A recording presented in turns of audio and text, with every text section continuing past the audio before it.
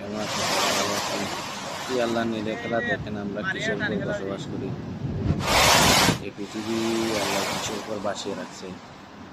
এই গর্ত দিয়ে হাওয়া আসতেছে, কিন্তু পানি যখন আসে তখন হাওয়া আসে, আর যখন পানি চলে যায় তখন হাওয়াকে এটা থেকে টানবে। অনেক সুন্দর একটা দৃশ্য। যদি ভিডিওটা ভালো লাগে লাইক করবেন, সাবস্ক্রাইব করবেন। এই জায়গাটা কোন জায়গায় অবশ্যই কমেন্ট করবেন। এটা অনেক ভিতরে এই জায়গাটা অত্যন্ত সুন্দর একটা দৃশ্য। আল্লাহ চাইলে অনেক কিছু করতে পারেন। ভালো থাকবেন, দেখতে থাকেন ভিডিওতে। আসসালামু আলাইকুম।